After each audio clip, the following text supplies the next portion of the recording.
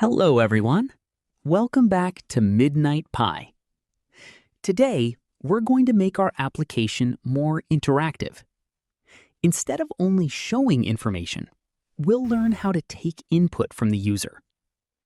We'll use three important Streamlit functions: st.text input, st.number input, and st.text area. At the end of this video, we'll build a simple name input app using these functions. So, let's get started. Until now, our application was only displaying information. But real applications don't just display data. They also ask users for information. For example, when you log into a website, it asks for your username and password. When you fill out an online form, it asks for your name, age, and address. This information is called user input. Streamlit makes it very easy to collect user input using simple Python functions. Let's learn them one by one. The first function is st.text input. This function is used to take a single line of text from the user. For example, a name, city, email address, or any short text. Let's write the code. Import Streamlit as st, name equals st.text input, enter your name. Save the file. Now you'll see a text box on your web page. Type your name inside it. But right now, nothing happens because we're only collecting the input. Let's display it. st.write, hello, name. Now when you type your name, your app will greet you. Very simple. Now let's learn the second function, st.number input. This function is used when we want the user to enter numbers only. For example, age, salary, marks, height, weight, or any numeric value. Let's write the code. Age equals st.number input, enter your age. Save the file.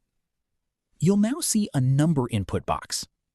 You can type a number or use the small up and down arrows. Let's display it. st.write. Your age is age.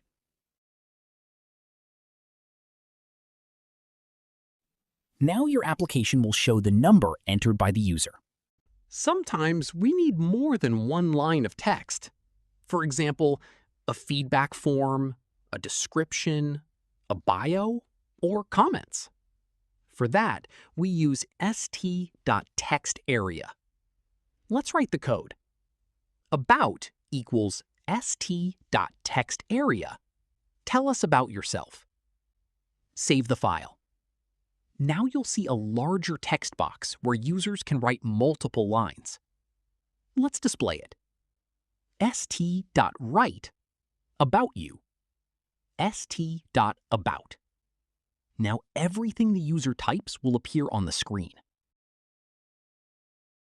Now let's combine everything we've learned.